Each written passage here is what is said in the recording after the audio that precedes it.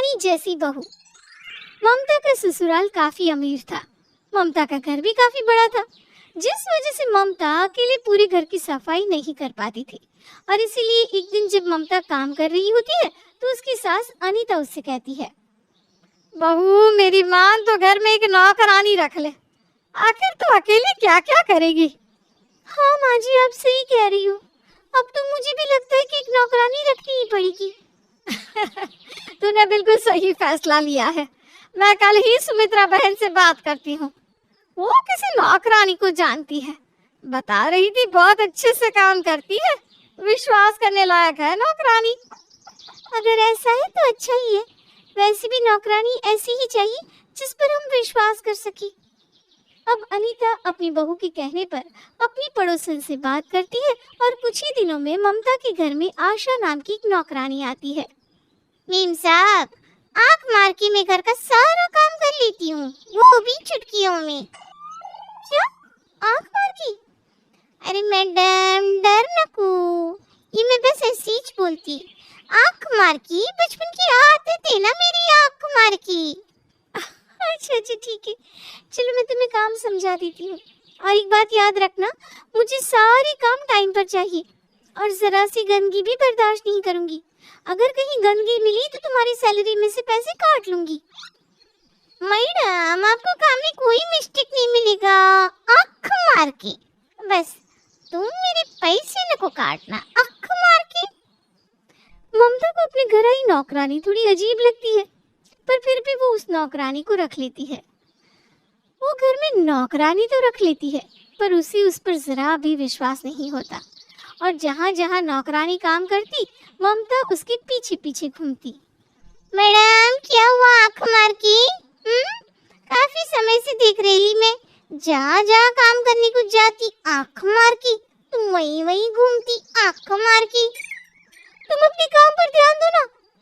मैं तुम्हारा टेस्ट ले रही हूँ और देख रही हूँ कि तुम विश्वास लायक हो या नहीं, और कितने अच्छे से अपना काम कर पाती हो। ममता की बातें सुनकर आशा सारी बातों को इग्नोर कर देती है और अपने काम पर लग जाती है। पर ममता को खाली बैठे रहना अच्छा नहीं लगता और वो एक ही काम को दोबारा से करने लगती है। उफ़, कैसे झाड़ू लगाया इस नौकरानी ने। वैसे तो बड़ा बोल रही थी, आँख मार की मैं सारा काम कर लेती हूँ, पर यहाँ फर्श पर देखो एक बाल पड़ा हुआ है और इस नौकरानी से एक बाल भी साफ नहीं हुआ। इतना बोलकर अब ममता खुद झाड़ू लगाने लगती है। तभी वहाँ नौकरानी आ जाती है और ममता को काम करता देख उसके हाथ से झाड़ू छीन लेती है और ममता से कहती है, अरे मैडम ये तुम क्या कर रही है आँख मार की? ये काम तुम नको करो ना, ये मेरा काम है। कोई बात नहीं, मैं ये काम कर लूंगी। देखो बाहर कितनी हवा चल रही है, इसीलिए फर्श गंदा हो गया है। मैं जब तक फर्श साफ कर रही हूँ, तुम जाकर कोई दूसरा काम कर लो। ठीक है मैडम, अगर तुम बोलती तो मैं जाकर दूसरा काम कर लेती है, आँख मार की। अब आशा जल्दी जल्दी घर के काम करने लगती है और जल्दबाजी में वो कुछ बर्तन धोना भूल जाती है। जब ममता झाड़ू लगाकर अपने कमरे में जाने लगती है तो वो देखती है कि कुछ झूठे बर्तन घर में इधर उधर पड़े हैं। अब ममता सारे बर्तन ले जाकर खुद धोने लगती है। ये देखकर एक बार फिर आशा को बुरा लगता है और वो ममता को बर्तन धोने से रोकने लगती है। मैडम माफ करना, घर जाने की जल्दी में ना कुछ बर्तन छूट गए थे, पर तुम चिंता न करो, मैं घर जाने से पहले आँख मार के सारे बर्तन साफ कर देगी। कोई बात नहीं आशा, तुम्हें घर के लिए लेट हो रहा है ना, तुम आराम से घर चली जाओ, मैं ये सब कर लूंगी। वैसे भी मुझे आदत है इन सब की। अब ममता के कहने पर आशा निराश होकर वहां से जाने लगती है। तभी अनीता की नजर उस पर पड़ती है और वो आशा से उसकी उदासी का कारण पूछती है। अरे क्या हुआ आशा, आज तो इतनी उदास क्यों है? मेम साहब लगता है ममता मैडम को मेरा काम पसंद नहीं आ रहा है, आँख मार की। वो खुद ही घर के सारे काम कर लेती है और जब मैं उन्हें रुकती है तो मेरे को अपनी बातों में फंसा लेती है, आँख मार की। मुझे तो डर लग रहा है कि कहीं वो मेरी सैलरी ना काट ले, आँख मार की। अरे आशा तू चिंता ना कर, वो तो मेरी बहू की आदत है, खुद जब तक कोई काम ना कर ले उसे शांति नहीं मिलती। तू आराम से घर जा। अनीता के समझाने पर आशा घर चली जाती है।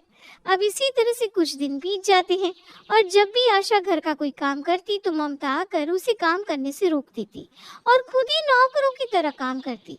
ये देखकर आशा की समस्या बढ़ने लगती है और अब घर के कामों को लेकर ममता और आशा के बीच में लड़ाई होने लगती है। मैडम जी, घर का मेरा काम है ना, तो मेरा काम मुझसे नको छीनो ना, आंख मार की। मैं सारा काम कर लेगी शाम होने से पहले, आंख मार की। आशा, मैंने तुम्हें कितनी बार बोला है काम के लिए मुझसे बहस मत किया करो। मैं तुम्हारी मालकिन हूँ और वैसे भी घर में और भी कई सारे काम हैं। जब तक मैं यहाँ काम कर रही हूँ तुम कुछ और काम नहीं कर सकती क्या? पर मैडम, इस काम के मुझे पैसे मिल रहे हैं ना, आंख मार की। और जिस काम के मैं पैसे लेती है वो काम मैं कैसे ना करूँ, आंख मार की। आशा, तुम्हारी जुबान बहुत ज्यादा खुलने लगी है। अगर तुमने अब मुझसे लड़ाई करी ना काम को लेकर तो मैं तुम्हारी सैलरी भी काट लूंगी और तुम्हें काम से भी निकाल दूंगी, समझी तुम?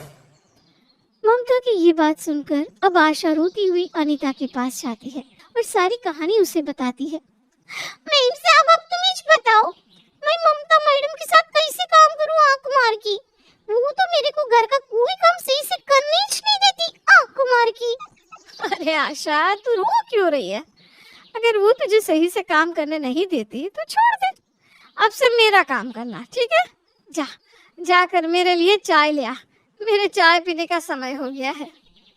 अनीता की बात सुनकर आशा चाय बनाने जाती है, पर उससे पहले ही हमारी ममता अपनी सास के लिए चाय बनाकर ले आती है।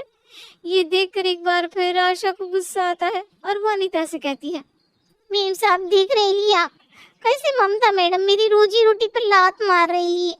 इस घर में नौकर का काम मुझे दिया है करने को, पर मेरा सारा काम ममता मैडम कर रही है, आंख मार कर। आशा, तुम भूल जाती हो क्या कि तुम मेरे घर की नौकरानी हो? हर समय मुझसे लड़ना अच्छी बात नहीं है, और जितनी बार तुमने मुंह चलाया है ना उतनी बार के मैं तुम्हारे पैसे काट लूंगी। अरे बहू, बस पे कर। एक तो तू उसके बदले का काम खुद कर लेती है, ऊपर से तू उसके पैसे काटेगी। अगर तू इस तरह से करेगी तो कोई नौकरानी इस घर में काम नहीं करेगी। सही कह रही है मैम साहब, आंख मारकर। मैं तो अपना काम ईमानदारी से कर रही थी, पर ममता मैडम ने मेरे को मेरा काम करने ही नहीं दिया। अगर मेरे पैसे कटे ना तो मैं यह काम नहीं करेगी, आंख मार कर। बस करो तुम दोनों ने मुझे पागल कर दिया है। हमेशा चूहे बिल्ली की तरह लड़ती रहती हो। आशा, अब से सिर्फ तुम मेरा काम करोगी और ममता बहू, तुझे जो करना है वो तू कर। आशा को मेरा काम करने से रोकना मत और खुद भी मेरा काम मत करना। मैंने अपने लिए आशा को रख लिया है, समझी? ममता और आशा के बीच की लड़ाई खत्म करने के लिए अनीता ये फैसला लेती है, पर क्या अनीता का ये फैसला सही है? ये तो भगवान ही